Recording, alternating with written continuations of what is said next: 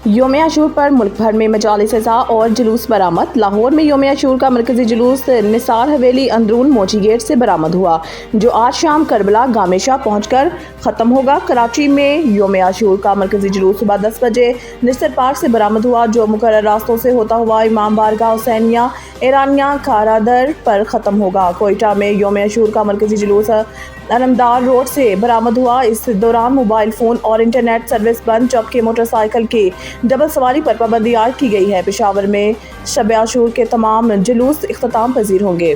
पेशावर में शब आशूर के मजमूई तौर पर 16 जुलूस बरामद हुए। इसके अलावा रोहड़ी में 9 मुहर्रम का तारीखी नोढाल का जुलूस रवायती रास्तों से होता हुआ करबला मैदान पहुंच गया। अज़ादार रात करबला मैदान में ही क़याम करेंगे। आज ज़हरैन के बाद शोदा कब्रिस्तान के लिए रवाना होंगे। इधर मुल्तान में 11 बजे उस्ताद शागिर्द के कदीमी ताज़ियों समेत 25 से ज़ायद जुलूस बरामद होंगे। गुजरांवाला में आज मरकजी जुलूस इमाम बारगाह गुलिस्तान मार्फत से बरामद होगा।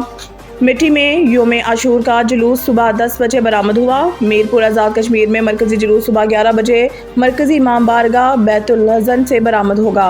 इंतज़ामिया की जानिब से इस दौरान सिक्योरिटी के सख्त इंतज़ाम किए गए हैं और कई मुकामात पर मोबाइल फ़ोन सर्विस मुतासिर है।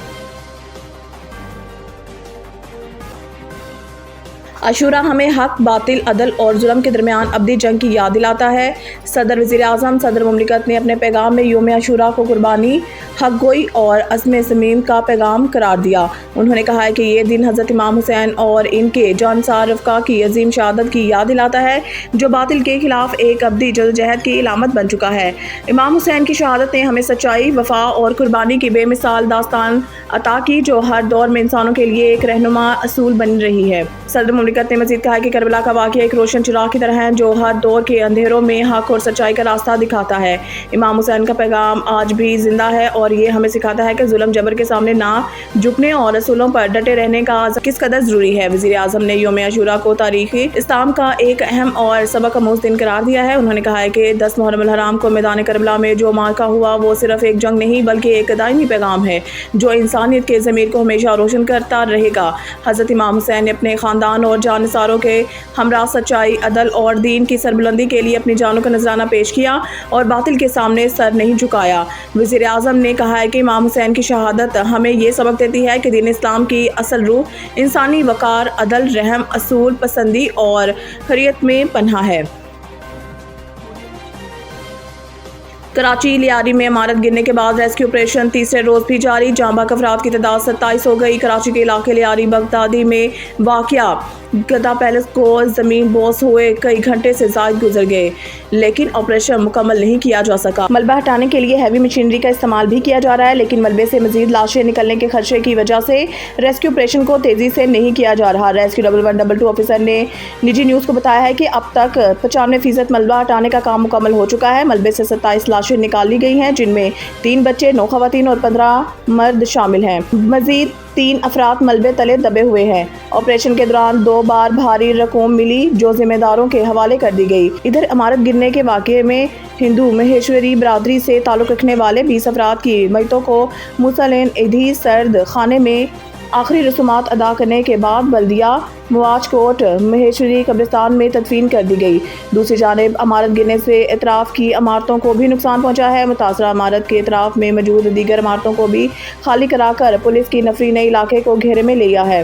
इमारत के नीचे रक्शे पार्क किए जा रहे थे, तकरीबन 50 रक्शे भी दब गए हैं। भारत के खिलाफ जंग अपने बलबूते पर लड़ी। चीन और तुर्किया की सफारती हमायत हासिल थी। वज़ीर दिफा उन्होंने कहा है कि पाकिस्तान ने ये जंग अपनी अज़म और बहादुरी से लड़ी और दुश्मन के तमाम दावे बेबुनियाद साबित हुए हैं। एक निजी टीवी चैनल से गुफ्तगू करते हुए ख्वाजा आसिफ ने कहा है कि भारत को जंग में शिकस्त हुई और इसके दावे मिट्टी में मिल गए। भारत के साथ सिर्फ इसराइल खड़ा था, जबकि हमें दुनिया भर की हमायत हासिल थी। भारत की तरफ से किए जाने वाले बयानात महज अपने अवाम को खुश करने के लिए हैं और ये इसकी सफारती शिकस्त का खुला सबूत है। वज़ीर दिफा ने मज़ीद कहा है कि हमें तुर्की और चीन हमायत हासिल थी, लेकिन जंग हमने खुद लड़ी। हमें दिफाई साजो सामान तुर्की और चीन से खरीदने की आज़ादी हासिल है, लेकिन इसका ये मतलब नहीं कि वो लड़ाई में शामिल थे। हम अमेरिका से भी असलाह खरीदते हैं और शायद इसका भी कोई असर पड़ा हो। ख्वाजा आसिफ ने वाज़िया किया है कि पाकिस्तान की फ़ौज ने जंग में अपनी शुजाअत का लोहा मनवाया और दुनिया भर में अपनी ताकत का लोहा मनवाया। محکمہ موسمیات کی آج اور کل ملک کے مختلف علاقوں میں تیز ہواؤں اور گرج چمک کے ساتھ بارش کی پیشن گوئی۔ محکمہ موسمیات کا کہنا ہے کہ اس دوران کشمیر، شمال مشرقی پنجاب، خطہ پٹوار اور بالائی خیبر پختونخوا میں چند مقامات پر تیز موسلادھار بارش بھی متوقع ہے۔ بیان میں کہا گیا ہے کہ 6 اور 7 جولائی کے دوران شدید موسلادھار بارش کے باعث مری، گلیات، مانسہرہ، کوہستان، ایبٹ آباد، بونیر، چترال، دیر، سوات، شانگلہ، نوشہرہ، سوابی، مردان، اسلام آباد، راولپنڈی، ڈی جی خان، شمال مشرقی پنجاب، کشمیر اور بلوچستان کے مقامی برساتی ندی نالوں میں طغیانی کا خدشہ ہے۔ شدید بارشوں کے باعث خیبر پختونخوا، مری، گلیات اور کشمیر میں لینڈ سلائڈنگ کے باعث ٹریفک کی آمد و رفت متاثر ہونے کا خطرہ ہے۔ شدید بارشوں کے باعث اسلام آباد، راولپنڈی، گوجرانوالہ، لاہور، سیالکوٹ، سرگودا، فیصل آباد، نوشہرہ اور پشاور کے نشیبی علاقے زیر آب آنے کا اندیشہ ہے۔ عوام الناس کو احتیاط کی ہدایت کی ہے۔ محکمہ موسمیات کا مزید کہنا ہے کہ اسلام آباد اور گردنواہ میں موسم گرم اور شدید حبس مطلع جزوی ابرآلود رہنے کے علاوہ تیز ہواؤں، گرج چمک کے ساتھ بارش اور چند مقامات پر تیز موسلادھار بارش بھی متوقع ہے۔